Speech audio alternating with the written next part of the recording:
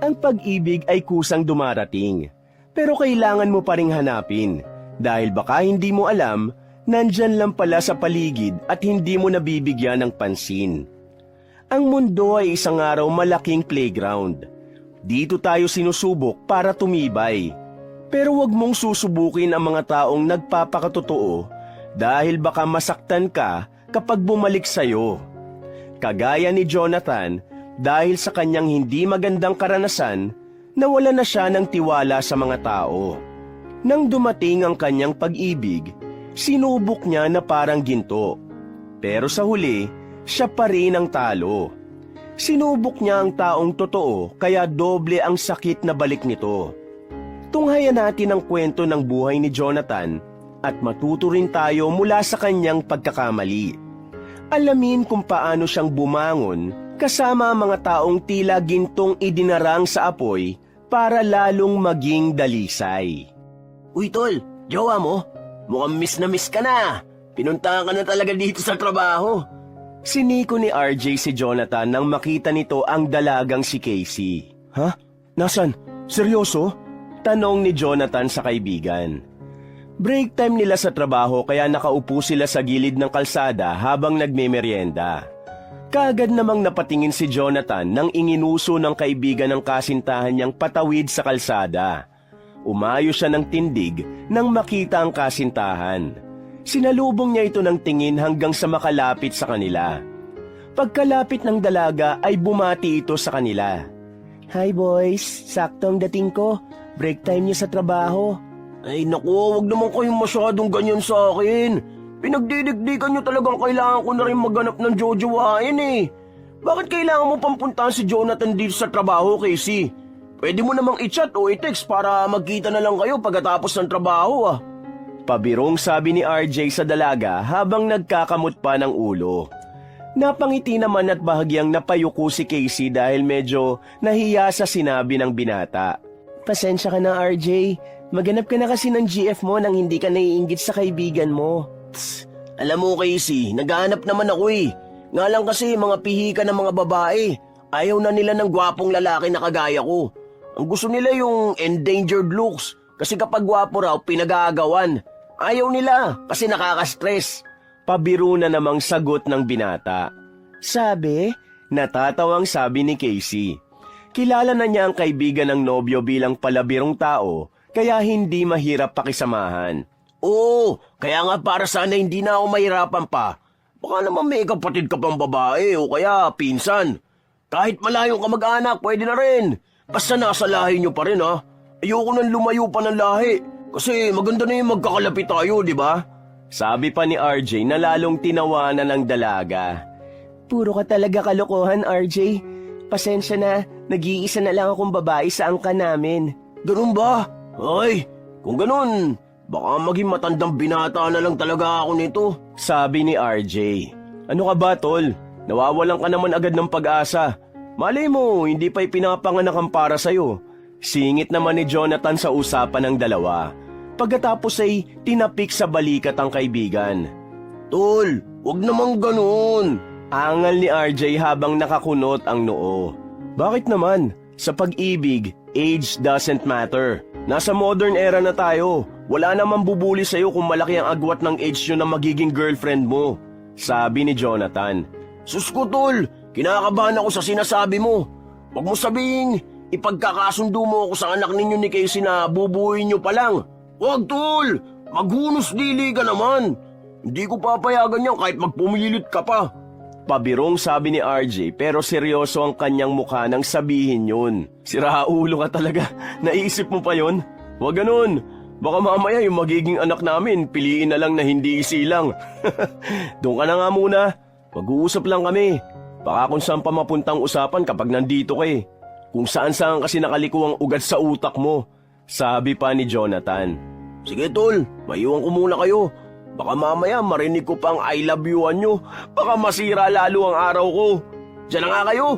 Huwag kayong masyado sweet ha. Nasa gilid kayo ng kalsada. Usap lang. Pagkasabi nun ay tumalikod na si RJ at tuluyan ang iniwan ng magkasintahan. Binalingan kaagad ni Jonathan si Casey pagkaalis ng kaibigan. Pupunta ka pala babe. Bakit hindi ka na lang nag-chat? Ako na lang sana ang pumunta sa tagpuan natin. Ang tindi ng sikat ng araw oh. Lumabas ka pa ng bahay. Wala ka pang dalang payong. Dapat may sombrero ka para hindi sumakit ang ulo mo. Ayos lang ako. Nagmamadali rin naman kasi ko. Sinadya lang talaga kita dito. Di ako nakapag-chat kasi nakay mama ang cellphone ko. Sabi ni Casey. Mukhang seryoso yan ah. May problema ba? Nag-aalalang tanong ni Jonathan. Oo, si mama kasi pinakialaman ng cellphone ko habang natutulog ako. Nalaman tuloy niya na may boyfriend na ako. Ayun, for the sermon ng first son, muntik na ako makalbo sa pagsabunot niya. Tumakas lang ako para sabihin sa'yo. Sabi ni Casey. Ganun ba? E di, pupunta na lang ako sa inyo para kausapin siya. Para hindi na siya magalit sa'yo. Naiintindihan ko naman kung bakit siya nagagalit. Kasi tinatago natin sa kanyang relasyon natin na hindi naman dapat.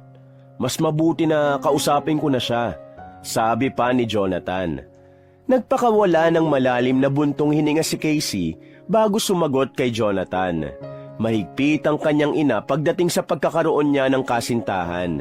Dahil kabilin-bilinan nito na wag siyang pipili ng lalaking mas mahirap pa kaysa sa kanila. Kargador lang si Jonathan sa hardware na kanyang pinagtatrabahuhan. Kaya alam ni Casey na hinding-hindi matatanggap ng kanyang ina ang binata. Jonathan, pinapatawag ka talaga ni mama kasi gusto kanyang kausapin. Galit na galit siya. Pero huwag ka nang pumunta. Ako nang bahala sa kanya. Saka ka na pumunta kapag mahinahon na siya. Sa ngayon, huwag na muna tayong magkita ha. Nag-aalalang sabi ni Casey. Ano? Hindi pwede. Hindi masasolve ang problema kung hindi natin naharapin. Kakausapin ko siya at haharapin ko ang galit niya. Akong bahala. Huwag ka matakot, babe. Hindi naman pumapatay ng tao ang mama mo, di ba? Saad ni Jonathan sa kasintahan. Hindi mo sure. Dragon yun. Palamigin na muna natin ang ulo niya, okay? Sabi ni Casey. Hindi. Baka hindi ka na niya payagang lumabas ng bahay. Hindi na tayo magkikita nun. Hindi ako papayag. Di bali ng araw-araw akong pumunta sa inyo hanggang sa maging okay kami ng mama mo. Mungkahi ni Jonathan. No, hindi mo pa kilala si mama. Basta sasabihan na lang kita. Makinig ka na lang muna sa akin, okay? Hayaan mo na muna sa akin to. Paano? Uuwi na ako. Sinabi ko lang sa'yo kasi baka maghintay ka ng chat ko eh. Sige na, bumalik ka na sa trabaho mo. Tapos na ang oras ng break time. Pagmamadali ni Casey. Sige pero kapag wala ka pa rin chat sa akin, pupuntahan kita sa inyo ha. Hindi ako mapapalagay nun. Suotin mo na tong sombrero ko para hindi ka mainitan. Teka, ihatid na kaya kita? Nag-aalalang saad ng binata habang inaayos pa sa ulo ng kasintahan ng sombrero. Hindi na. Basta ayos lang ako. Huwag ka mag-alala. Sige, uuwi na ako. Balik ka na sa work. Huling sabi ni Casey. Inihatid na lang ni Jonathan ang tingin ng dalaga habang patawid sa kalsada. Nang hindi niya na ito makita ay saka siya bumalik sa trabaho. Kaagad naman siyang nilapitan ng kaibigan dahil sa itsura niyang hindi na maipinta. Oh, ano nangyari? Bakit naman parang nilukot na perang papel yung mukha mo? Nag-away kayo no? Bago pa sumagot si Jonathan ay sinundan uli ni RJ ang sinabi niya kaya hindi na nakasingit ang binata. Sabi ko na eh, di talaga magandang ideya magjowa. Iba-iba kasi talaga ang mood ng mga babae. Kanina lang okay siyang kausap, tapos nung kayong dalawa na lang, inaway ka na? Bakit ka naman niya awayin?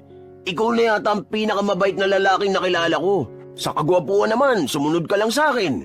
Kaya tanggapin mo na ang bagay na yun. Sabihin mo kay Casey, ganun talaga ang buhay. Hindi naman kami nag-away, tol. Malungkot na sabi ni Jonathan. Ay, hindi ba? Tinanguan ni Jonathan ang tanong ng kaibigan, kaya nakumbinsi naman ito. O yun naman pala eh. Bakit ganyan ang mukha mo? Mukha kang puto na kinulang sa baking powder. Kung ano-ano na lang ang description mo sa mukha ko ah. Ang sabi ni Casey, nagalit ang mama niya sa kanya. Mukhang nag-away sila eh. Malungkot na sabi ni Jonathan. Di tama nga ako, may nag-away nga. Bakit daw? Pag-uusisa ni RJ na tumingin pa ng mariin dahil naghihintay sa agarang sagot ni Jonathan. Nalaman kasi niya ang relasyon naming dalawa, kaya nagalit. Sabi ni Jonathan. Teka, hindi ba alam ng parents ni Casey na ikaw ang boyfriend niya? Tanong ni RJ. Oo, sagot ni Jonathan. Bakit daw? Tinatago ka niya? Ang ganyang looks? Ay nako, kung ibang babae ang girlfriend mo, palagi ka pang ipiplex. Sus, men, pan-display ang itsura nating to. Bakit ka naman niya itatago? Nagtatakang sabi ni RJ habang pailing-iling pa. Mataas kasi ang pangarap ni tita para kay Casey. Naiintindihan ko naman yun. Naiintindihan ko rin naman yun, tol. Kahit gustuin pa ng nanay niya na maging piloto siya, doktor, scientist, o kahit ano pang pangarap niya para kay Casey, hindi ka naman tututol, di ba? Bakit siya magagalit? Medyo tumataas na ang tono ng boses ni RJ habang nagsasalita. Isa sa mga ugali nito ay ang pagiging slow sa mga usapang seryoso. Lalong napakunot ng noo si Jonathan dahil bahagyang nairita sa kaibigan. Hindi yun. Ang ibig kong sabihin, ang gusto ni tita na maging boyfriend ni Casey isang mayaman. Ayaw niya nang mas mahirap pa sa kanila. Kaya hindi ako maipakilala ni Casey sa pamilya niya. Kasi isa lang akong kargador dito sa hardware. Gets mo na? Yung pala. Wala namang masama doon ah. Hindi naman masamang trabaho to. Hindi rin naman nakakayang trabaho to eh. Marangal ang trabaho natin, tol. Sabi ni RJ. Oo nga, pero nanay pa rin siya ni Casey na ang hangad lang niya sa anak niya ay guminhawa ang buhay. Kaya naiintindihan ko naman yun. Paliwanag ni Jonathan. Oh, naintindihan mo naman pala eh. Bakit lukot ang mukha mo kanina? Gusto ko kasing makausap si tita kaso ayaw ni Casey. Ano kaya ang gagawin ko, tol? Seryosong tanong ni Jonathan sa kaibigan kahit hindi siya siguradong may matinong sagot itong ibibigay. Alam mo, tol, ang utak ko bawal gasgasin kasi isasaoli ko pa to eh. Baka mamaya hindi tanggapin. Kaya ayoko nag-iisip talaga dahil delikado. Ganito na lang gawin natin.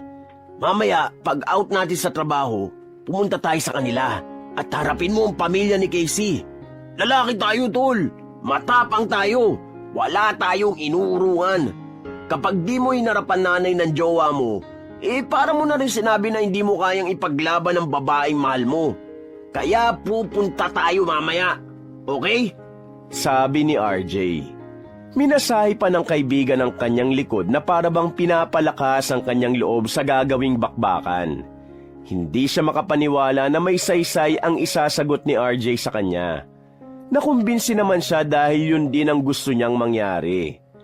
Yan nga rin ang gusto kong gawin eh. Pupunta tayo mamaya sa kanila. Tama. Tumangutangong sagot ni Jonathan. Tama! Doon na tayo kumain ng hapunan. Banat ni RJ. Ha? Hindi ba nakakahiya yun? Seryosong tanong naman ni Jonathan. Di ang nakakahiya yung alukin ka tapos umayaw ka. Tapos sa huli kumain ka pa rin. Dapat sa unang alok nila, pumayag ka kagad. Ganun lang yun. Dapat magpakatotoo tayo. Ipakita mo ang tunay na ikaw. Paliwanag ni RJ. Hindi yata ako yun, tol. Parang sarili mo tinutukoy mo dyan eh. Nakatawang sabi ni Jonathan. Ay, basta magtiwala ka sa akin. Ako ang bahala sa'yo mamaya. Panigurado ni RJ. Naningkit ang mata ni Jonathan dahil sa sinabi ng kaibigan. Binatukan na lang niya ito, saka iniwan para simulan na ang kanyang trabaho. Hindi na nagtagal ang dalawa. Pagkatapos ng trabaho ay nagsimula na silang maglakad papunta sa bahay ni na Casey. Walking distance lang ito mula sa trabaho nila, kaya madaling puntahan. Matapos ang ilang minutong paglalakad, ay narating na ang bahay ng dalaga. Nagsimula na ang kumabog ang dibdib ni Jonathan dahil sa kaba. Urong-sulong siya sa pagpindot ng doorbell. Pero maya-maya ay narinig niyang tumunog yun.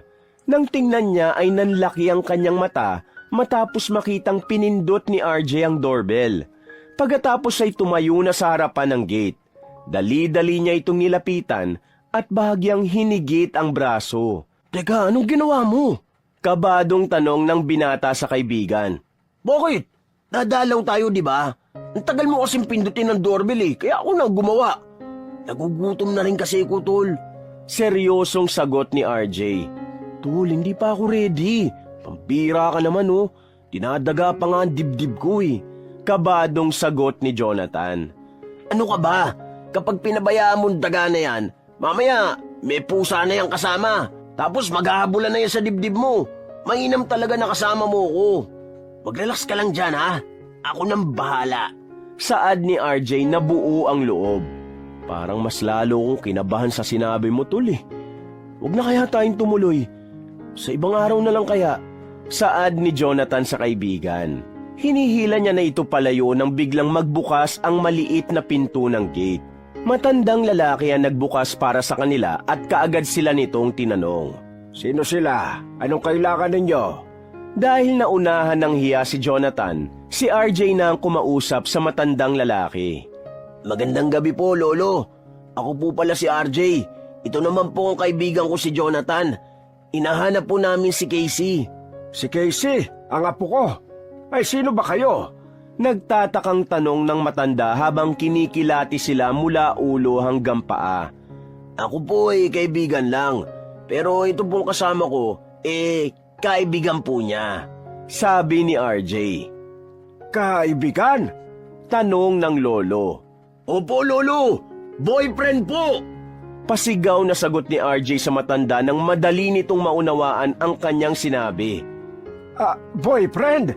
Bakit mo ko sinisigawan? Pagalit namang sabi ng lolo ni Casey. Mabilis namang sumagot si RJ nang nakangiti. Hindi po nagpapaliwanag lang po.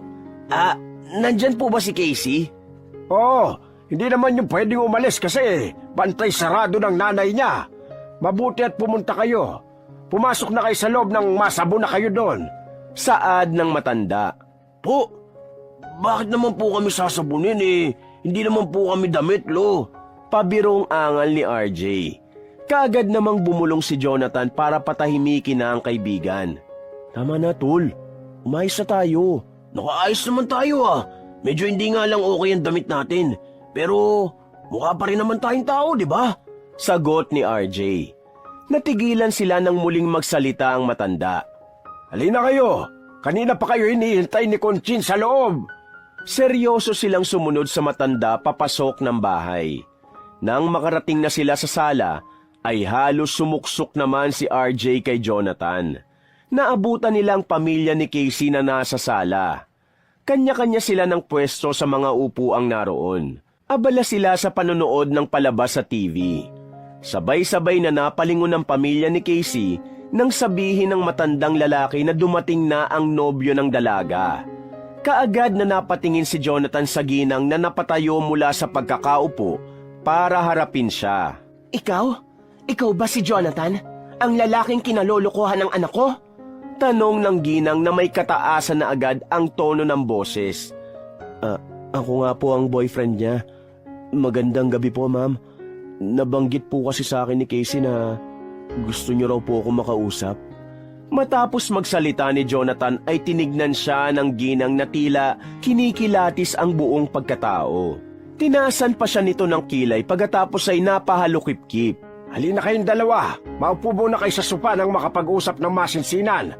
Magtitimpla ko ng kape dahil mukhang mahaba-habang usapan na magaganap. Saad ng matandang lalaki. Paalis na siya sa sala nang pigilan ng anak. Papa, huwag ka na mag-abala dahil hindi naman sila magtatagal. Hindi na rin nila kailangan maupo sa sofa. Madudumihan ng upuan. Sapat nang makita ko siya ng personal. Ikaw lalaki, makakauwi ka na sa inyo. Mula ngayon, tapos na ang relasyon nyo ng anak ko. Mariing sabi ng ginang kay Jonathan. Nabigla naman si RJ sa sinabi ng babae, kaya bigla siyang sumabat. Mawalang galang na po, madam. Kadarating lang po namin tapos pinapaalis nyo na kami agad. Mali po yun. Ang mga Pilipino ay mahusay tumanggap ng bisita. Tama po si Lolo. Mahaba-habang usapan po ang magaganap. Sige na po, Lolo. Pwede na po kayo magtimpla ng kape at maglabas na rin po kayo ng tinapay sa kapalaman. At sino ka naman? Nagdala pa talaga ng bubwit ang isang to? Makakaalis na kayo! Giit ng ina ni Casey. Dahil nagkakaroon na ng tensyon sa pagitan nila, nag-alisa na ang mga anak ng ginang sa sala. Maya-maya ay lumabas naman ng silid si Casey at gulat na gulat ang dalaga nang makita si Jonathan na nasa bahay na nila. Jonathan, anong ginagawa mo dito? Sinabi ko na sa'yo na huwag kang pupunta, di ba? Nag-aalalang sabi ni Casey. Dali-dali siyang lumapit sa kanila. Pero kaagad siyang hinawakan ng ina sa braso para pigilan sa paglapit sa nobyo. Pumasok ka sa loob ng kwarto, Casey. Hindi mo na sila kailangang harapin dahil aalis na rin sila. Tama lang na nagpunta sila dito para malaman niyang tapos na ang relasyon niyong dalawa. Bumalik ka na sa kwarto mo. Ma, nasa edad na ako para magdesisyon sa buhay ko. Hindi mo ito pwedeng gawin sa akin. Pamaktol na sabi ni Casey sa ina. Hanggang nandito ka sa poder ko, susunod ka lang sa akin. Ako pa rin ang masusunod sa buhay mo. Makinig ka sa akin dahil mas alam ko ang tama at mali at kung ano makakabuti sa'yo. Itong lalaking ito, hindi siya nararapat sa'yo. Anong ipapakain niyan sa'yo? Baka nga pagdating ng araw, ikaw pang magpakain sa kanya. Gigil na sabi ni Conching habang nanlilisik ang matang nakatingin kay Jonathan. Ma, hindi mo ito pwedeng gawin, sabi ni Casey. At bakit hindi? Ako ang nanay mo. Dinala kita ng 9 na buwan sa tiyan ko. Nasa hukay ang isang paa ko nang ipinanganak kita. Anong alam ng lalaking ito sa paghihirap ko sa'yo, Aber? Mas lalong tumaas ang boses ni Ginang Conching dahil sa pagsagot ni Casey sa kanya. Lalo nitong hinigit ang braso ng dalaga at halos itulak pabalik sa silid nito. Tita, huwag niyo po saktan si Casey. Ako na lang po. Kasalanan ko naman po ito eh. Ako po ang pumasok sa buhay niya kaya po pinaninindigan ko ito. Hindi ko po siya iiwan. Hindi ko po ahayaan na maghiwalay kaming dalawa. Mahal na mahal ko po ang anak niyo. Hayaan niyo po akong patunayan ng sarili ko. Mabuti po ang hangarin ko kay Casey. Malumanay na sabi ni Jonathan.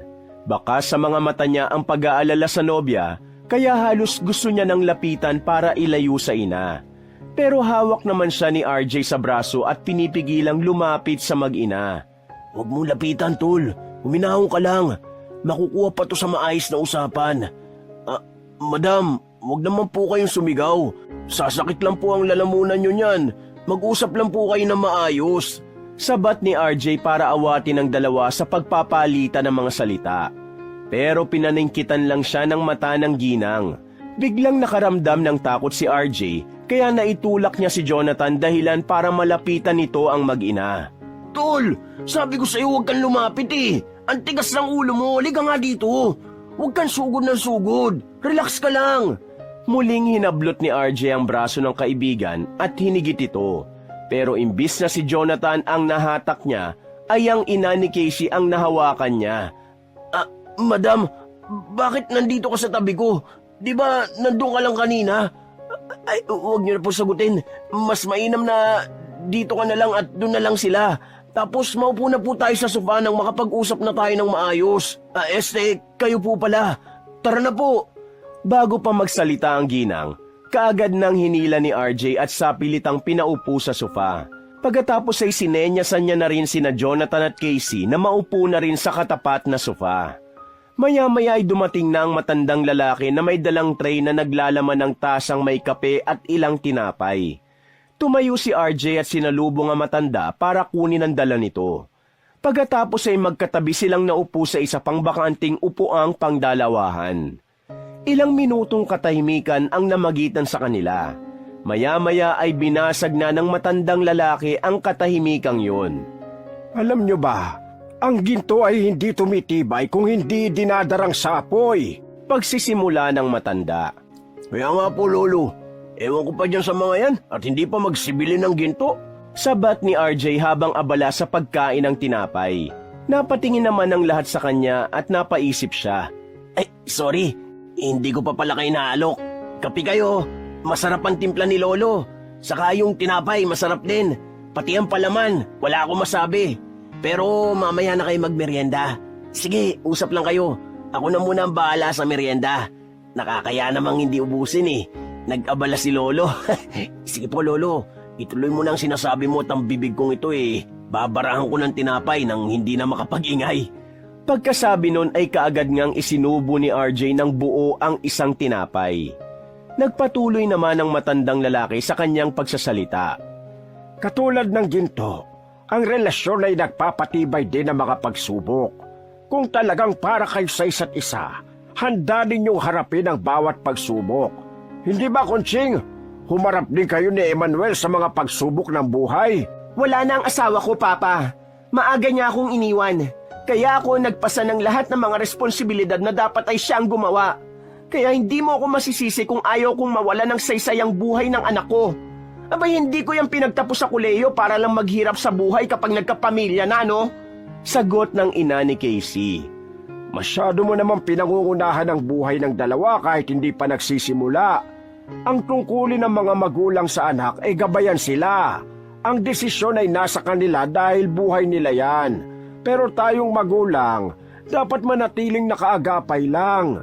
Ganyan din ang ginawa namin ng mama mo sa inyong mag-asawa noon hindi ba? Hanggang ngayon, ginagabayan pa rin kita, pati ang mga apo ko. Pero ngayon, ang landas na tinahak mo ay sinisimula namang tahakin ng anak mo. Kailangan niya ng gabay mo at pangunawa.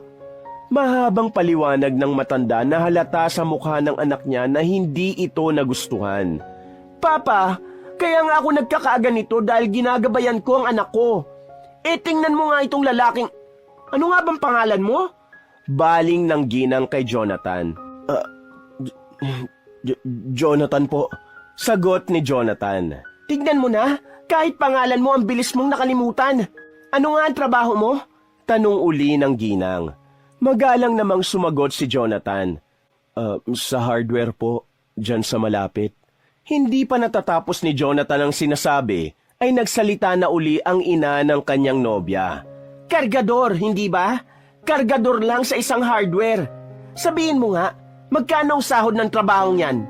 Ilang kilong bigas ang kaya niyang bilhin? Anong klaseng ulam ang ipapakain mo sa anak ko? Dito sa bahay, hindi ko yan pinapakain ng kung anong ulam lang. Baka ikaw mapurga siya sa puro delata at noodles lang.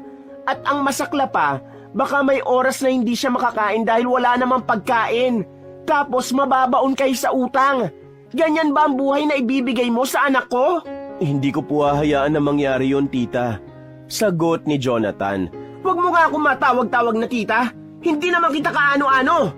Lalong uminit ang ulo ng ginang kay Jonathan. Okay po, ma. Sagot naman ni Jonathan na palihim na tinawanan ni Casey. Sumabat na rin si Casey sa usapan para ipagtanggol si Jonathan. Ma, tama si Lolo. Masyado kang praning sa pag-iisip ng kung ano-ano. Boyfriend ko pa lang si Jonathan. Wala pa kaming balak na magpakasal. Di sinasabi mo ngayon na mangungulekta ka ng lalaki? Kung kinakalbo kaya kita ngayong bata ka. Tandaan mo, ang tatay mo, siya lang ang una kong naging nobyo at siya rin ang naging asawa ko. Gigil na sabi ni Kunching sa kanyang anak. Tama po kayo, ma. Hindi maganda yon. Handa naman po akong pakasalan si Casey. Kahit na bukas din po. Sabi pa ni Jonathan na ikinabigla naman ni Casey. Huy, tumigil ka nga. Sagot ni Casey. Seryoso ako sa'yo, babe. Kahit kailan at kahit saan pakakasalan kita. Mahal na mahal kita. Totoong nararamdaman ko para sa'yo. Seryosong sagot ni Jonathan. Pero masyado pang maaga, Jonathan. Tumigil ka nga. Pagsaway ni Casey. Siniko siya ni Casey sa tagiliran kaya napatahimik na lang siya. Okay, sabihin mo lang kung kailan mo gusto. Palagi naman akong ready. Kasal? Ang lakas ng loob mong magsabi ng kasal. Ang liit-liit nga ng sahod mo. Inis namang sabi ng ginang. Hindi mo kayang bumuo ng pamilya. Hindi mo kayang buhatin ang anak ko. Buwisit na sabi ni Kunching. Buhatin? Naku, mali po kayo, madam. Sabat naman ni RJ nang marinig ang sinabi ng babae. Batak po sa trabaho ang kaibigan kong yan. Kargador po yan. Mabibigat ang binubuhat niya sa hardware. Tingnan niyo po yung muscles niya, buong buo. Bilog na bilog. Parang babad sa gym. Sus, walang sinabi ang kapayatan ni Casey. Isang kamay lang ang kailangan ng utol kong yan sa pagbubuhat kay Casey. Hinulang ka pa sa kape, ano? Tanong ng matandang lalaki kay RJ dahil masyadong malayo ang sagot nito sa usapan. Ay, hindi po, Lo. Yung tinapay po ang kulang. Seryoso namang sagot ni RJ sa matanda. Bumili ka na lang sa panaderya. Sagot ni Lolo. Ilang minutong usapan pa ang naganap at pagkatapos ay pinauwi na ng matandang lalaki sina Jonathan at RJ dahil gabi na. Ramdam naman ni Jonathan na iniiwas lang siya ng matanda sa panenermon pa ng ina ni Casey. Habang naglalakad silang magkaibigan pa uwi ng bahay, napatanong si RJ. Ano sa tingin mo, Tol? Anong kalalabasan ng usapan nyo? Ayos naman. Simpleng tugon ni Jonathan sa kaibigan. Paanong ayos? Tinalakan ka ng tinalakan ng nanay ni Casey. Bang klase ang babaeng yun, no? Akalain mo yun? Hindi man lang tayo niyaya na doon na maghapunan. Banat pa ni RJ. Ang bihira, pagkain pa rin ang iniisip mo. Di ka ba nabusog sa tinapay? Ang dami mong nakain ah. Medyo inis na sabi ni Jonathan. Nabusog din naman. Kaya mo na nga yan sila, Tol. Ganyan talaga sa simula. Pero pasasambat matatanggap ka rin nila. Wala naman silang magagawa eh. Kung talagang nagmamahalan kayo ng totoo ni Casey, hindi nila kayo mapaghihiwalay. Paliwanag ni RJ. Napatingin si Jonathan sa kaibigan dahil may laman din ang sinabi nito. Hindi siya makapaniwalang nakapagsalita ito ng ganon. Mukhang nagasgas mo ang utak mo ah. Nakapag-isip ka na maayos ngayon. Dapat pala sa'yo nagkakape at nagtitinapay. Tama ka. Kaya dapat madalas tayong pumunta doon sa kanila. Pero, kaya mo pa bang harapin ang ina ng girlfriend mo? Tanong ni RJ. Ang totoo, nagustuhan ko ang pamilyang yon. Prinsipyo ang pinaiiral nila. Naiintindihan ko ang bawat punto nila. Pero, dapat ko pa silang kilalanin ng gusto. Kaya tama ka. Dapat ngang bumalik tayo doon. Nakangiting sabi ni Jonathan. Hala, huwag mo na ngayon. Naantok na ako eh. Sa ibang araw na lang. Saka baka ipagtabuyan na tayo ng nanay ni Casey. Kagagaling lang natin dun eh. Saad ni RJ na tinawanan naman ni Jonathan. Loko ka talaga. Di ko naman sinabi ngayon. Sa susunod na araw pa. Paliwanag ni Jonathan. Mainam na yung malinaw. O paano? Maghiwalay na tayo ng daan ha. Doon ang bahay mo, baka mamaya sumama ka pa sa akin sa bahay. Umuwi ka na ha. Maaga pa ang pasok natin bukas. Bahagyang itinulak ni Jonathan ang kaibigan sa direksyong papunta sa bahay nila. Di mo pa nga ako sinasama sa bahay niyo ah. Sagot ni RJ. Sa susunod na lang. Sige na, umuwi ka na. Pagpipilit ni Jonathan. O na, di mo na ako kailangan itulak. Salamat nga pala kanina, Tol ha. Wala yun, para yun lang eh. Dumiretso ka na rin na uwi ah. Baka kung saan ka pa duman. Hindi na lumingon si RJ. Diretso na itong naglakad dahil nakaramdam na rin ng pagod at antok. Nang makalayo na ang kaibigan, saka naman nilapitan ni Jonathan ang magarang kotse na nakaparada sa gilid ng kalsada na tila kanina pa siya hinihintay. Pagkalapit ay kaagad niyang binuksan ang pinto ng sasakyan. Sumakay siya at sinipat pa ang driver pagkaupo niya sa backseat. Aba, mukhang nakauwi na si Dad. Sabi niya sa babaeng driver. Kaagad namang sumagot ang babae na kanina pa siya hinihintay ng kanyang ama. Sige, diretso mo na sa bahay. Gusto ko rin siya makausap. Utos niya kay Lucille. Pinaandar na ng babae ang sasakyan at binagtas nila ang daan pa uwi sa mansyon. Pagkarating sa mansyon ay dumiretso si Jonathan sa study room kung saan sinabi ni Lucille na naroon ang kanyang ama. Naabutan niya itong nakaupo at nagbabasa ng libro. Hindi siya tinignan ng kanyang ama dahil tutok pa rin ang atensyon nito sa libro. Pero kinausap naman siya ni Mr. Alessandro. Nagtrabaho ka sa hardware bilang kargador? Ang sabi ko sa iyo, pamahalaan mo ang negosyong yun. Ano bang pumasok sa isip mo at nagtrabaho ka nang hindi naman nababagay sa iyo? Galit na sabi sa kanya ng kanyang ama. Dad, may sarili akong dahilan.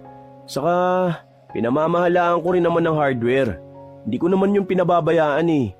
Mas nakikita ko nga ang galaw ng mga staff dahil sa pagpapanggap ko bilang kargador. Sagot niya. Talaga ba?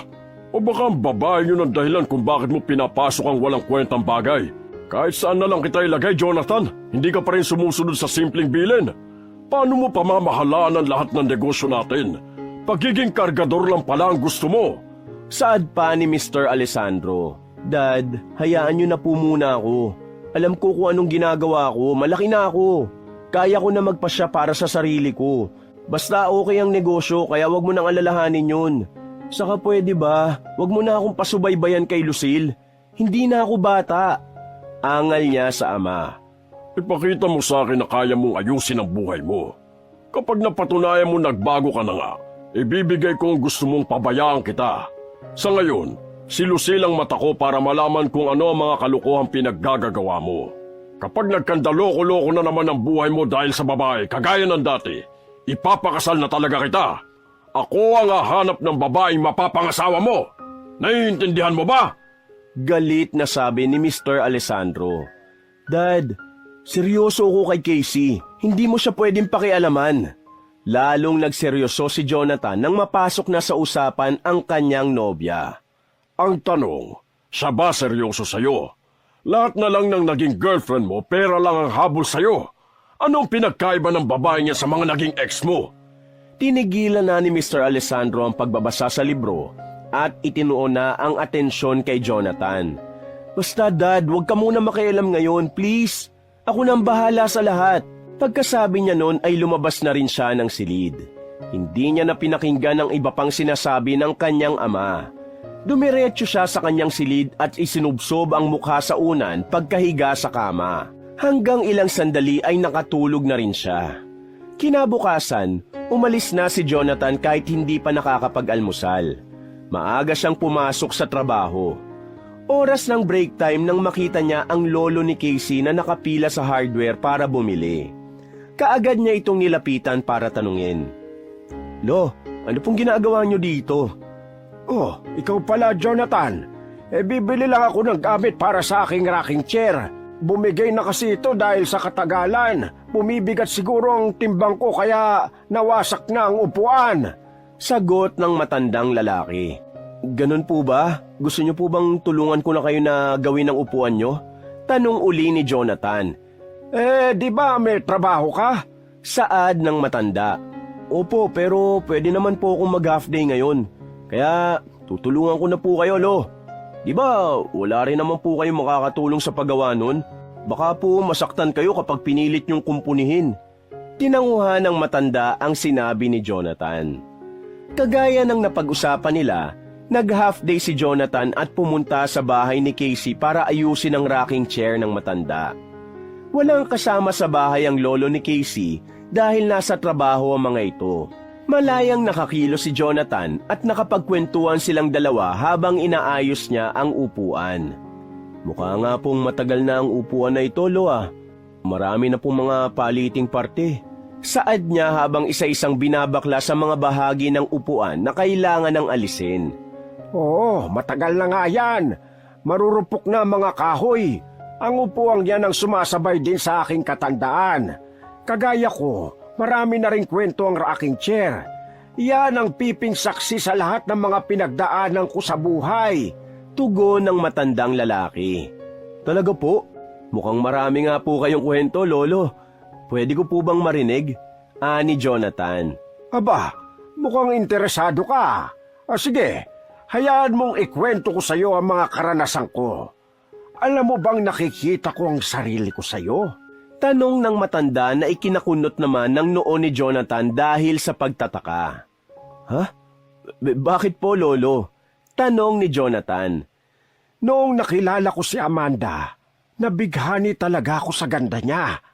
Para akong nakakita ng isang diyosa na bumababa sa isang magarang sasakyan. Umibig ako sa kanya sa unang kita ko pa lang. Pero nag-aalala akong lumapit at magpakilala. Mayaman ang pamilya nila at ako isang magsasaka lamang. Dahil sa agwat ng aming pamumuhay, napakahirap gumalaw. Langit siya at lupa ako. Pero dahil sa pag-ibig ko sa kanya, nilakasan ko ang aking loob para makausap siya. Mahabang salaysay ni Lolo. Ano, kinausap ka naman po ba, Lolo? Tanong ni Jonathan. Mabait siya at hindi namimili ng taong kakausapin. Lalo ko siyang minahal kaya masugid ko siyang sinuyo hanggang sa makuha kong loob niya. Pero nalaman ng kanyang mga magulang, galit na galit sila sa akin. Kahit ipaglaban ko si Amanda, pilit pa rin kaming pinaglayo. Ginawan pa ako ng hindi magagandang kwento para lang mapasama sa babaeng mahal ko. Paliwanag ni Lolo. Talaga po? Grabe naman po yun. Ano pa pong nangyari, Lolo? Pinaniwalaan po ba ni Lola Amanda ang mga kasinungalingan nila? Tanong uli ni Jonathan sa matandang lalaki. Matalino siya, Jonathan. Hindi siya ang tipo ng babae na basta nalang maniniwala sa sabi-sabi ng walang patunay. Gumawa siya ng paraan para magkita kami. Nag-usap kami at doon namin nalinawan ang lahat. Mas tumibay ang aming pagmamahalan. Ipinaglaban namin ang isa't isa kasi alam naming doon kami sasaya at yun ang ikabubuti namin. Totoong bulag ang pag-ibig, Jonathan. Alam mo ba kung bakit bulag? Biglang tanong ni Lolo. Bakit po, Lolo? Napatingin si Jonathan sa matanda para mas maayos niyang marinig ang sasabihin nito. Alam niyang may gusto itong iparating sa kanya, kaya gusto niyang makinig ng mabuti. Bulag ang pag-ibig dahil ang tinitingnan nito ay ang puso ng tao. Kapag mahal mo ang isang tao, hindi mo nakikita ang mga kapintasan niya. Ipaglalaban mo siya kahit sino pa ang humadlang. Kailangan mo lang maging matalino sa pagpapasya. Saad ng matanda. Paano niyo po nakasundo ang mga magulang ni Lola Amanda? Paano po niya kayo natanggap, Lolo? Muling tanong ni Jonathan sa matanda. Alamin mo kung saan lang gagaling ang galit nila sa'yo. Kung bakit nila yung nagagawa. Unawain mo sila. At kung ano ang gusto nila para sa kanilang anak, sikapin mong ibigay yon. Walang magulang na naghangad na masama sa kanilang anak. Ang tanging gusto lang nila ay magkaroon ng magandang buhay ang anak nila. Maiksi lang ang buhay ng tao, Jonathan. Alam ng mga magulang na hindi habang buhay nilang magagabayan ang kanilang mga anak. Kaya ang gusto nilang makita ay maging maayos sila kahit sa panahong wala na sila sa mundo para gumabay. Gusto nilang mapunta ang anak nila sa taong hindi pababayaan ng kanilang anak. Ang pinakamasakit sa magulang ay ang makitang umiiyak ang anak nila. Mahaba ang naging sagot ng matanda kay Jonathan, pero inunawa niya yon dahil alam niyang ito ang kailangan niya para makuha ang loob ng ina ni Casey. Nagkaroon siya ng pag-asa at lakas ng loob na harapin pa ang ina ng kanyang nobya sa kabila ng kasungitan nito. Mahaba pang naging kwentuhan nila at lalo silang nagkapalagayan ng loob. Nang matapos na ang inaayos niyang upuan, ay sakto namang umuwi na ng bahay ang ina ni Casey. Naabutan siya nitong naggagayak ng paalis. Nanlilisik sa galit ang mata ng ginang nang makita siya sa loob ng kanyang pamamahay. Aba talaga namang may kapal ka pa rin ang mukha na bumalik dito, no? Para ka magnanakaw, ah. Kapag wala ang may-ari ng bahay, sumasalakay ka! Galit na sabi ni Conching. Ma, kabadong sabi ni Jonathan. Huwag mo akong matawag-tawag ng ganyan dahil hindi na makita anak! Anong ginawa mo dito sa bahay ko? Sumabat na ang matandang lalaki sa usapan ng dalawa, kaya nabaling sa kanya ang matalim na tingin ng babae. Inayos niya ang rocking chair ko. Napakahusay niya magkumpuni. Tingnan mo at umuugoy na uli ang aking upuan, no? Makakapag-relax na uli ako habang nagkakape. Nagpauto ka naman sa kanya, Papa.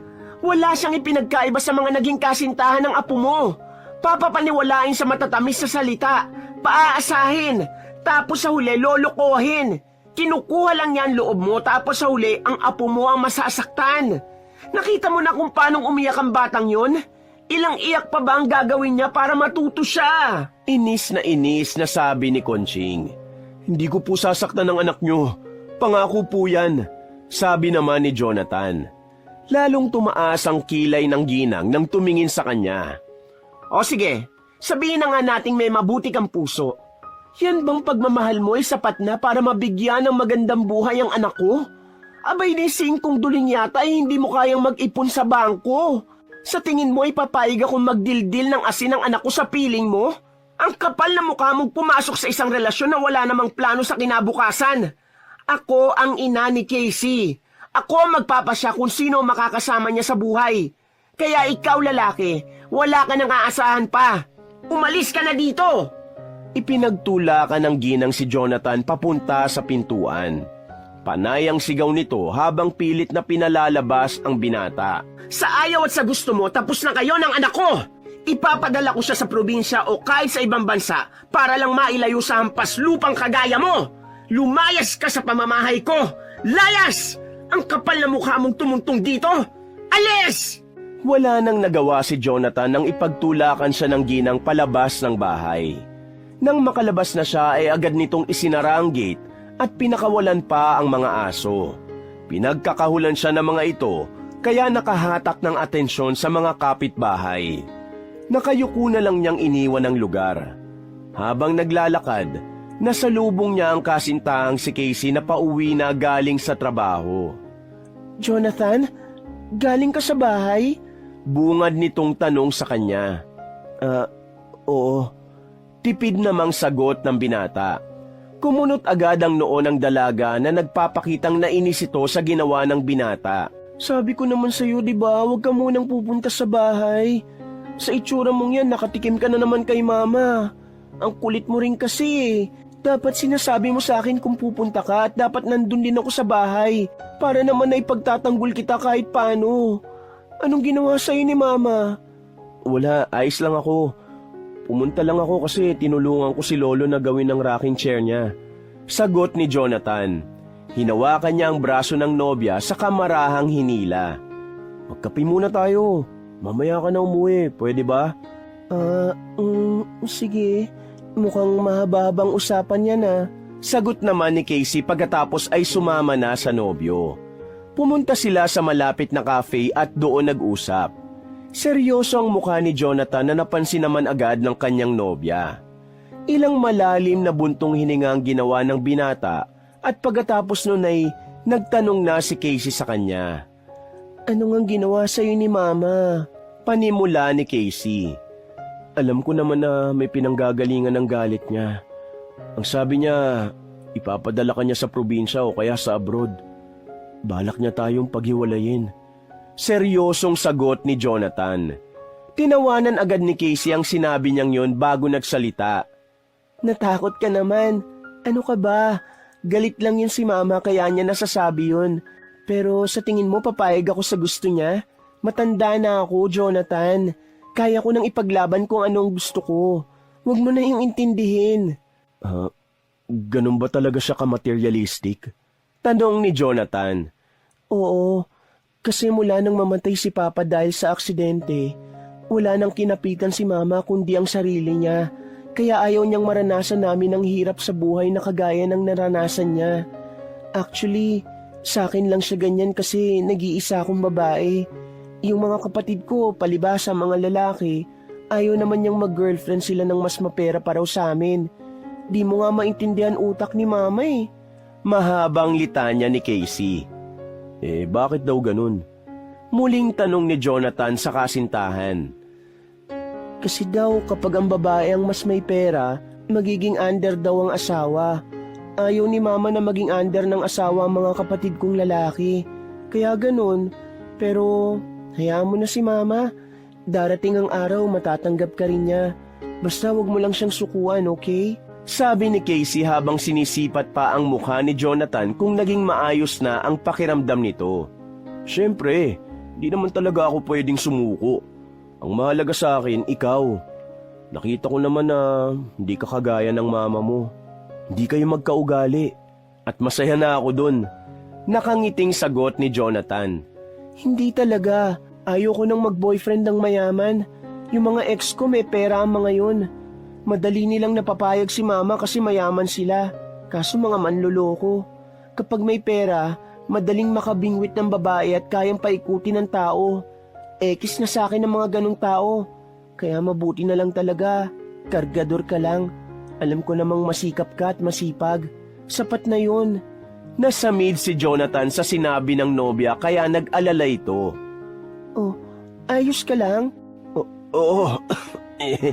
Matanong ko lang. Paano kung mayaman pala ako?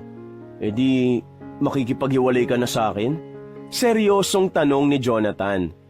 Baka, kaya mabuti na lang at hindi ka mayaman. Sagot ni Casey. Napayuko na si Jonathan at nagsimula ng pawisan ng butil-butil matapos yung marinig sa kasintahan. Lalong gumulo ang isip niya.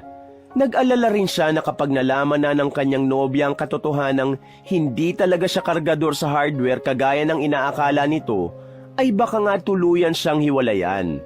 Pagkatapos nilang magkape ay inihatid na niya ang nobya sa bahay nito.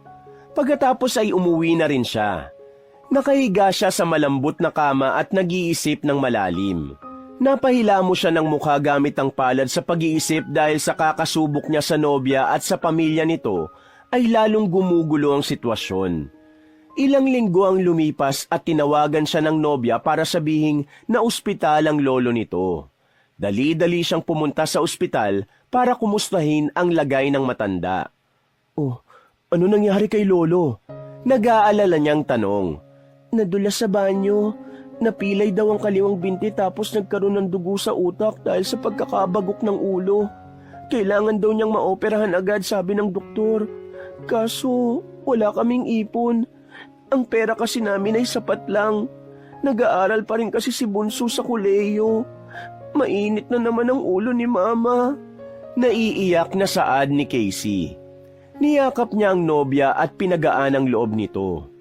Huwag ka mag-alala. Gagawa natin ang paraan yan. Madali lang naman maghanap ng pera eh. Ang mahalaga, maoperahan agad si Lolo. Sabihin mo sa doktor, gawin na ang lahat ng paraan para mailigtas si Lolo. Sabi ni Jonathan na ipinagtaka naman ang nobya. Wala kaming pera, Jonathan. Giit pa ng dalaga.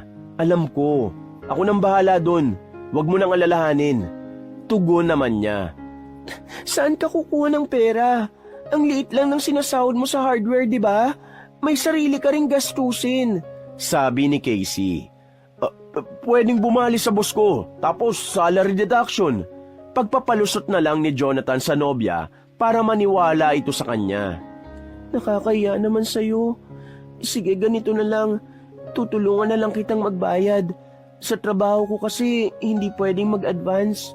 Hindi mo pwedeng pasanin ang problema ng pamilya namin, Jonathan.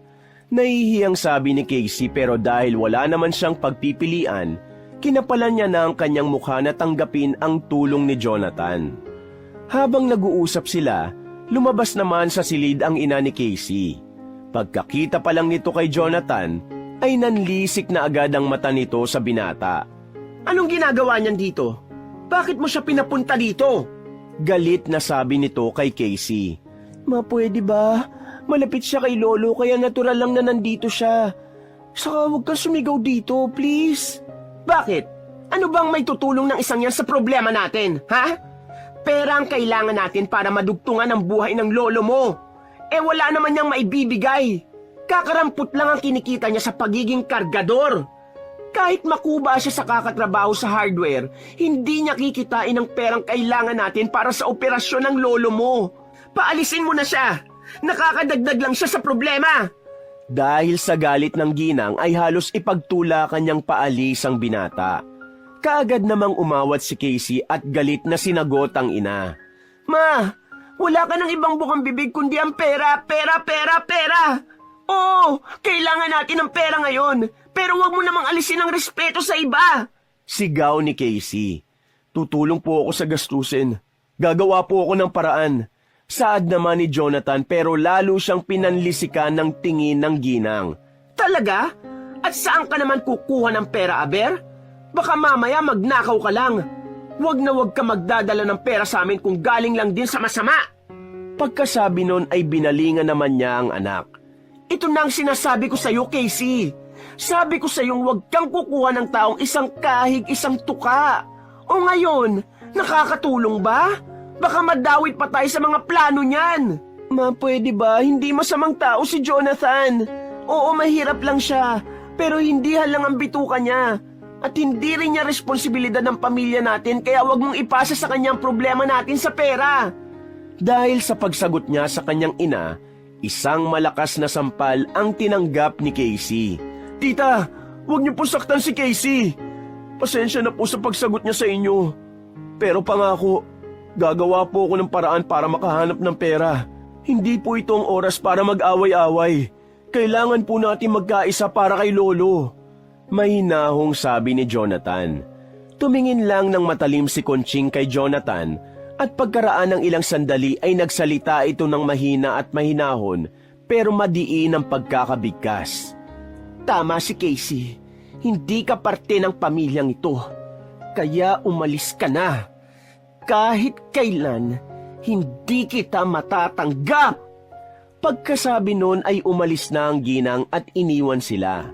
Niyakap na lang ni Jonathan si Casey para pakalmahin ito. Ramdam niya ang matinding galit nito sa ina. Hapon na nang umuwi si Jonathan sa kanila. Ilang minuto siyang nag-isip hanggang sa magpasya siyang mag-withdraw ng malaking halaga para ibigay sa pamilya ni Casey. Kinabukasan ay bumalik siya sa ospital dala ang pera. Naabutan niyang nagdidiskusyon ng mag-iina dahil hindi pa rin sila makapagpasya kung ano ang gagawin sa matanda. Pagkalapit niya ay inilagay niya ang mga nakataling perang papel sa ibabaw ng kamang hinihigaan ng matanda. Natahimik ang pamilya ni Casey at lahat ay nakatuon sa perang yon. Saan galing yan, Jonathan? Nagtatakang tanong ni Casey. Sabi ko naman, di ba? Gagawa ako ng paraan. Kailangan maoperahan ni Lolo. Huwag niyo nang patagalin pa. Kailangan maisalba ang buhay niya. Sagot niya sa nobya. Sumabat naman si Conching sa pag-uusap ng dalawa. Mataas ang tono ng boses nitong nagsalita. Nagnakaw ka talaga? Saan? Sa pawn shop? Sa grocery? Sa bangko? Ang kapal na mukha mong idawit kami sa problema? Wala ka talagang tinu sa katawan! Ma, huwag mo siyang akusahan! Tumutulong na nga yung tao tapos ganyan ka pa! Sigaw ni Casey. Dahil nagsasagutan na naman ang mag-ina, hindi na napigilan ni Jonathan na sagutin ang tanong ng mga ito. Malakas ang boses niya kaya natigilan sila at napatingin sa kanya. Pera ko po yan. Barya lang yan sa akin kung tutusin. Hindi talaga ako isang kargador sa hardware. Ang hardware na yon ay isa lang sa mga negosyo ng pamilya namin. Huwag na kayong mag-away-away. Mahalaga sa akin si Lolo, kaya ipa-opera nyo na po siya kaagad. Halos manlambot ang mag-ina sa kanilang narinig mula kay Jonathan. Magkaiba ang rason ng kanilang panghihina. Totoo ba ang sinasabi mo? Mayaman ka? Utal-utal at nanginginig ang boses ni Conching nang magsalita. Habang si Casey naman ay galit ang matang nakatingin kay Jonathan. Sabihin mong hindi yun totoo. I'm sorry babe pero yun talaga ang totoo. Isang malakas na sampal ang lumapat sa kanyang pisngi. Nakita niya ang pagtulo ng luha ni Casey dahil sa galit. Hindi na nagsalita ang dalaga at tuloy-tuloy na lumabas ng silid. Mabilis niya itong hinabol para kausapin. Hinawakan niya ito sa braso para pigilan sa paglalakad. Pero nang harapin siya nito, muli siyang nakatanggap ng malakas na sampal. Ang pinaka-ayoko sa lahat ay magkaroon ng boyfriend na sinungaling. Mas masahol pa ang ugali mo kay Mama. Alam mo bang ang sinungaling ay kapatid ng magnanakaw? Ninakaw mo ba ang perang yon? Galit na tanong ng kanyang nobya. Totoo mga sinabi ko. I'm sorry. Oo, nagsinungaling ako. Dahil kagaya mo, ayoko na rin makaranas ng panloloko. Ilang babae na rin ang naging girlfriend ko. Mayaman, may kaya, mahirap. Lahat sila puro pera ang gusto dahil alam nila na mayaman ako. Kaya nagpanggap ako mahirap para makahanap ng totoong magmamahal sa akin. Na hindi ang pera ko ang mamahalin. Sana maintindihan mo ko, babe. Kagaya ng pag-uunawa ko sa'yo. Saad niya habang namumuo na rin ang mga luha sa kanyang mata habang nagpapaliwanag. Bakit hindi mo muna ako kinilala? Mas ginusto mo pa magsinungaling kaysa magpakatotoo? Hindi naman lahat ng tao ay pare-pareho. Hindi ako kagaya ng mga naging ex mo. Sabi ni Casey. Tama ka, ako rin naman. Hindi rin ako kagaya ng mga naging ex mo. Siguro ay nadala lang tayo sa mga hindi magandang karanasan kaya tayo nagkakaganito. Pero di ba, pwede pa tayo magsimula ulit? Magsimula tayo nang wala nang tinatago, babe. Pagsusumamo niya sa nobya. Paano ko gagawin yun? Hindi mo na maalis sa akin ang isipin na magsisinungaling ka lang ulit. Kasi sinimulan mo na sa ganito. I hate you! Sabi ni Casey. Itinulak pa siya ni Casey pagkatapos iniwan na siya nito. Hindi na muna niya sinundan ng dalaga dahil alam niyang kailangan nitong mag-isip. Kagaya niya, kailangan din niyang mapag-isa. Naging matagumpay ang operasyon ng lolo ni Casey at nang makauwi na ito sa kanilang bahay ay doon na dumalaw si Jonathan para kumustahin ang matanda. Madalas siyang nagpupunta roon at aliw na aliw ang matandang lalaki sa kanya. Nagbago na rin bigla ang pakikitungo ng ina ni Casey sa kanya. Hindi na siya nito pinagagalitan pero hindi rin naman kinakausap. Hinahayaan na lang siyang pumunta para dalawin ang matanda. Habang nahihirapan naman siyang suyuin si Casey. Naging malamig ito sa kanya at kahit anong paghingi niya ng tawad sa dalaga ay hindi pa rin siya nito mapatawad. Wala siyang ibang naging takbuhan kundi ang lolo ng kanyang kasintahan. Jonathan, apo, halika dito. Utos sa kanya ng matanda. Tinapik-tapik pa nito ang hawakan ng kanyang upuang tumba-tumba para palapitin ang binata. Bakit po, Lolo? May kailangan po ba kayo? Tanong niya. Maupo ka rito sa aking tabi. Meron akong sasabihin sa'yo. Saad nito. Kinuha niya ang upuan sa gilid at inilapit sa matanda. Pagkatapos ay naupo siya roon at nakinig sa sasabihin nito. Ano po yun, Lolo? Tanong ni Jonathan. Alam mo ba, mga babae, napakahirap talagang suyuin yan. Pero natural lang yun. Kasi kung madali lang silang paamuin, palagi silang maluloko. Kailangan nila yun para protektahan ang kanilang sarili. Kasi ang mga babae, palaging puso ang ginagamit. Lamang na lamang ang emosyon sa kanila. Pero alam mo, kahit ganyan sila, hindi talaga yan manhid. Hindi sila mahirap kausapin. Palagi nilang itinatanggi ang sarili para sa kapakanan ng iba. Kaya tayong mga lalaki, kailangan natin protektahan ang kanilang puso. Kasi yun ang kalakasan nila. Pero yun din ang kanilang kahinaan. Paliwanag ni Lolo. Ano pong ibig niyo sabihin, Lolo? Nagugulo ang tanong ni Jonathan.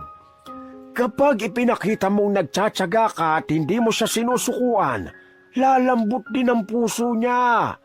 Alam kong mahal na mahal ka ng apo ko. Hindi ka nun matitiis. Pero siyempre, kagaya nating mga lalaki, meron din silang pride.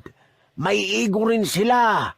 Hindi yan sila magpapakumbaba kasi sanay silang sinusuyo. Kapag sumuko ka, ikaw ang talo dyan. Paliwanag pa ni Lolo. Pero Lolo, ilang beses ko na nga pong kinakausap si Casey pero parang hangin lang ako sa kanya eh. Baka po talagang ayaw na niya. Ayoko naman pong ipilit ang sarili ko sa kanya.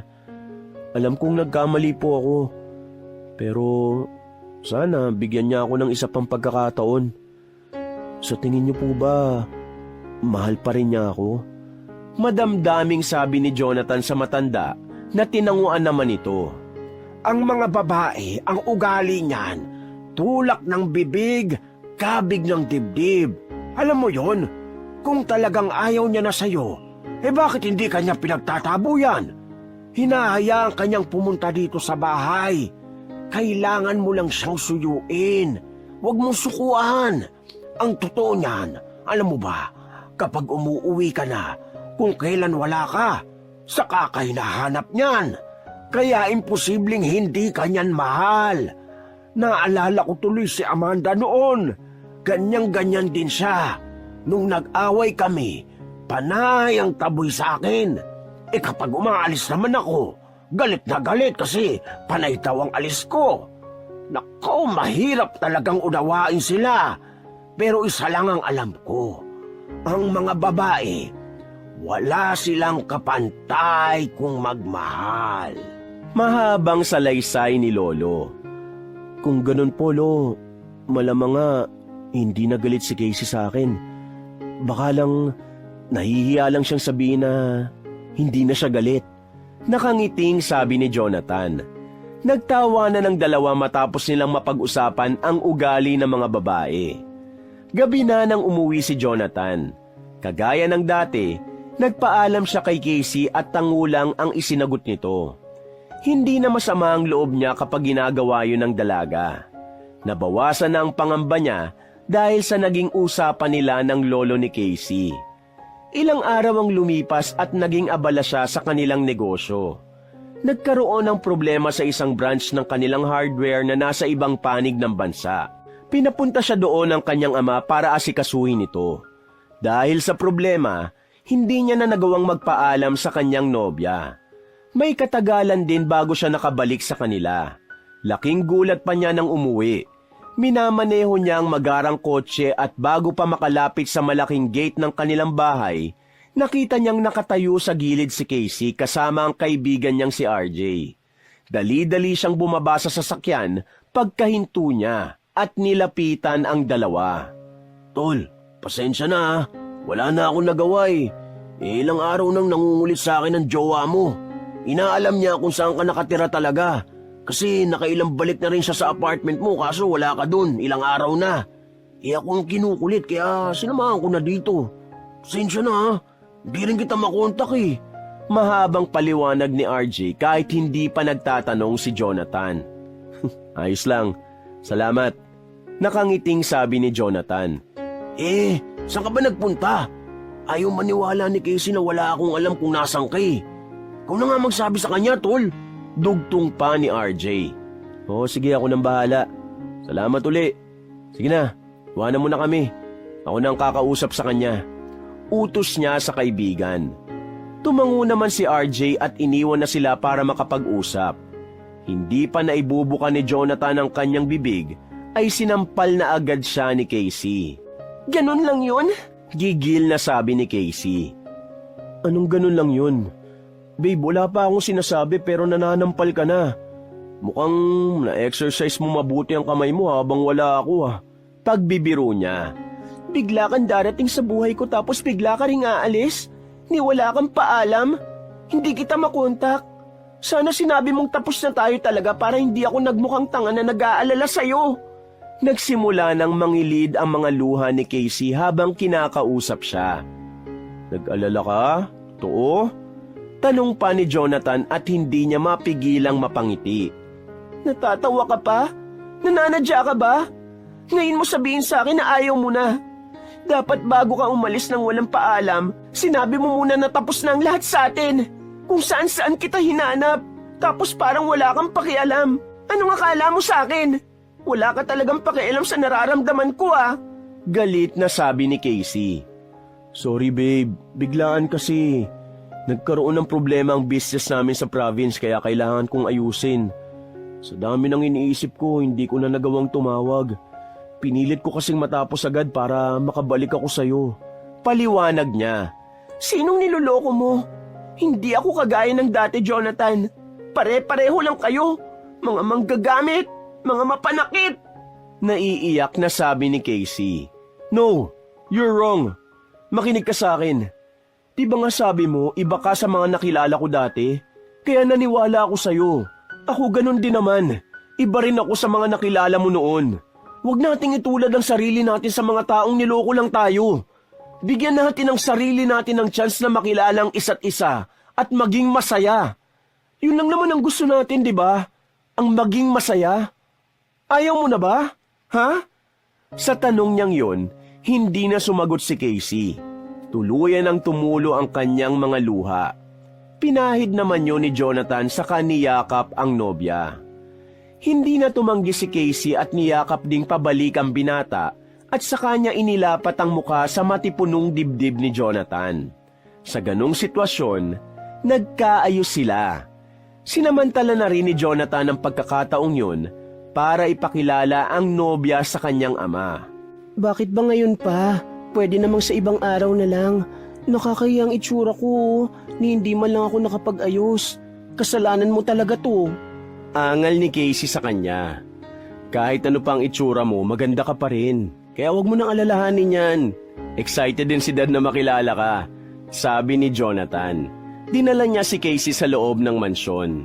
Pagkapasok ay nakita nila si Mr. Alessandrong nakaupo sa mahabang sofa sa sala habang nanonood ng palabas sa TV. Pagkatawag ni Jonathan sa ama ay kaagad itong napalingon. Dad, nakabalik na po ako. Naayos ko na ang gulo sa branch natin sa province. Bungad ni Jonathan. Mabuti naman. Simpleng tugon ni Mr. Alessandro. Dad, si Casey nga po pala. Casey, siya ang dad ko. Mahinang sabi ni Jonathan. Hello po. Nahihiyang bati ni Casey sa ama ni Jonathan. Mabuti naman at dinala mo na siya dito. Akala ko itatago mo na lang siya. Hindi dapat itinatago ang ganyang kagandang babae. Nandito na rin lang kayong dalawa. Dito na kayo maghapunan ng may kasabay naman ako. Mahirap kumain na nag-iisa, ha? Halika kayo sa kusina.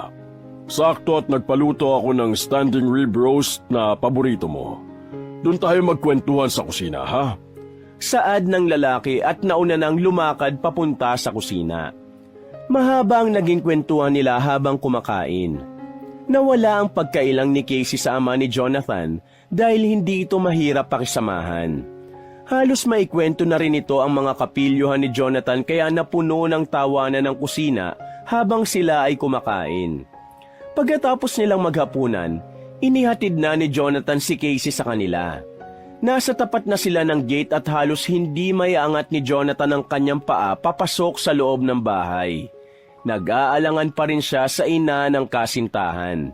Oh, bakit natigilan ka? Tanong ni Casey.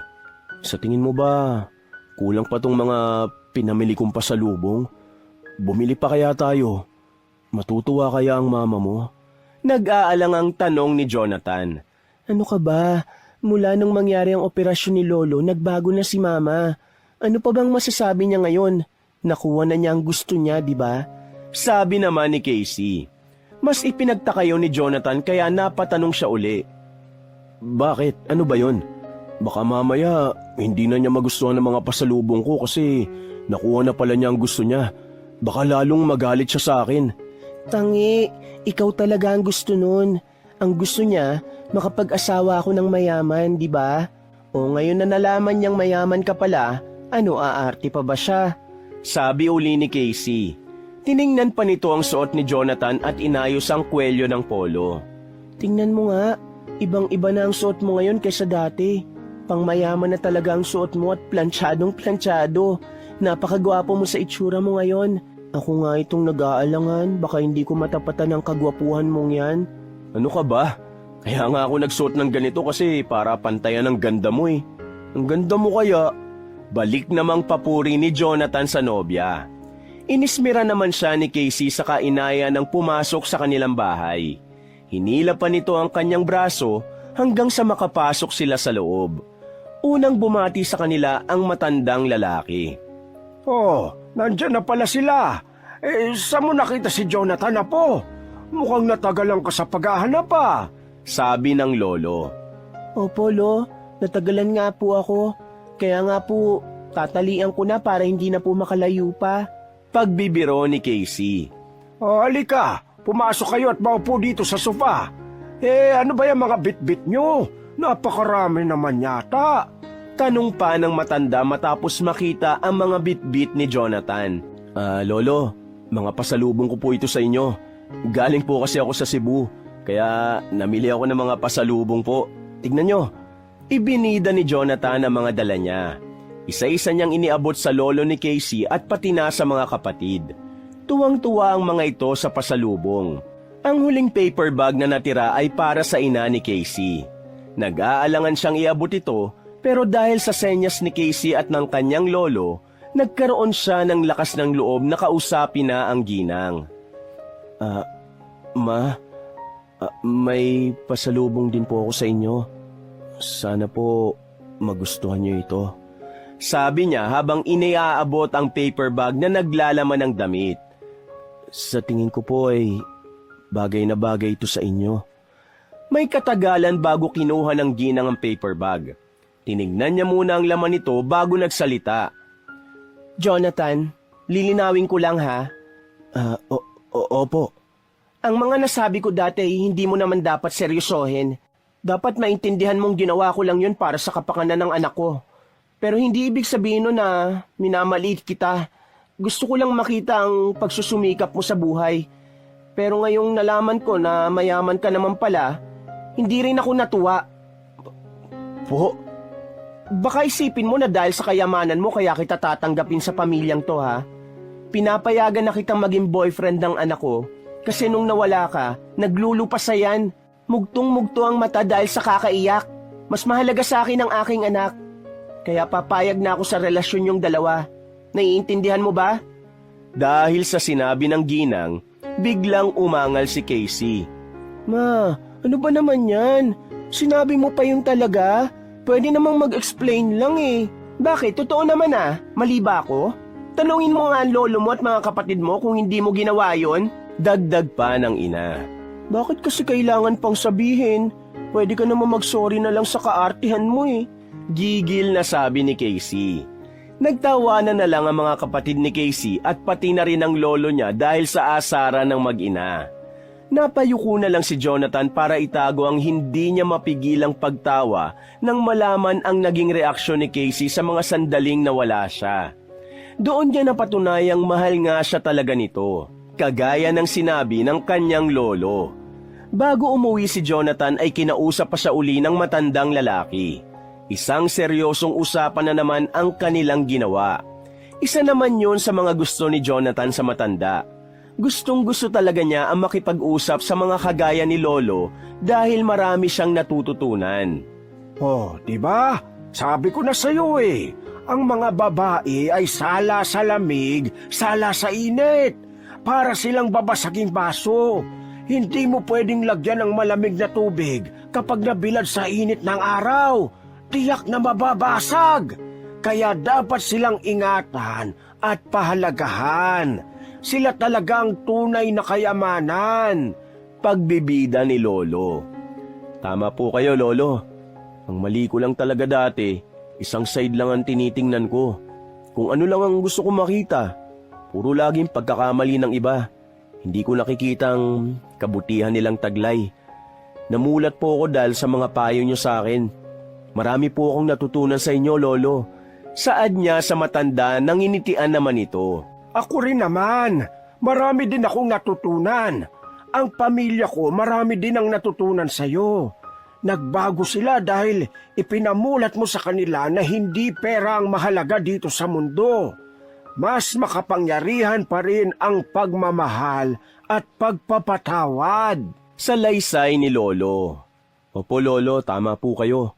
Kahit po marami kaming pera, hindi pa rin kumpleto ang buhay ko. Kasi wala naman akong minamahal. Ngayon po, kumpleto na. Kaya sobrang saya ko talaga. Nakangiting sabi ni Jonathan. Yan naman talaga dapat ang tinitingnan ng tao. Ang mamuhay lang ng simple at masaya. Alam mo, ang buhay ay napakaganda eh. Pero ang tao, tayo talaga nagpapahirap sa ating sarili kung minsan. Sa huli lang natin mauunawaan na ang simpleng buhay pala talaga ang tunay nating kailangan. Masaya ako, sobra, kasi ang pamilya ko ay masaya na. Sigurado akong natutuwa si Amanda. Alam kong nakatingin siya ngayon. Sasabihin na naman niya sa akin, "Good job, Manuel! Nagtagumpay ka na naman sa misyon mo!" Sabi ni Lolo. Palagi po kayong nakatingin sa langit tuwing gabi, Lolo, no? Bakit po? Nagtatakang tanong ni Jonathan sa matanda. Nakikita mo ba ang pinakamaliwanag na bituin na yon? Itinuro ni Lolo Manuel ang bituin kay Jonathan. Opo, ano pong meron dyan? Tanong ni Jonathan. Yan ang bituin ni Amanda. Ang sabi niya sa akin, kapag nakasilip siya sa langit, magliliwanag siya. Para daw malaman ko kung alin siya sa mga bituin na yan. Sa tuwing titingin ako sa langit, nagliliwanag siya kasi alam niyang hinahanap ko siya. Kapag ako'y nawala, ganun din ang gagawin ko.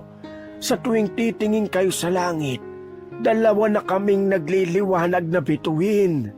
Alam niyong pinagmamasdan namin kayo mula sa itaas. Nakangiti at marahang sinabi ni Lolo. Magsasalita pa sana si Lolo Manuel nang dumating si Casey. Lo, gabing-gabi na po, tara na po't matulog. Saka uuwi na po si Jonathan. Oo, Apo, inaantok na rin naman ako. Jonathan? Tawag ni Lolo Manuel bago tumayo sa kanyang rocking chair. Po, Mag-iingat ka sa pag-uwi ha. Mag-iingat ka palagi. Kasi mula ngayon, mayroon kang pamilyang aalagaan. Kaya dapat ingatan mo ang sarili mo. Palagi. saad ni Lolo Manuel. Opo, Lo. Salamat po. Inalalaya niya ang matanda at inihatid sa kwarto nito. Pagkatapos, nagpaalam na rin siya kay Casey.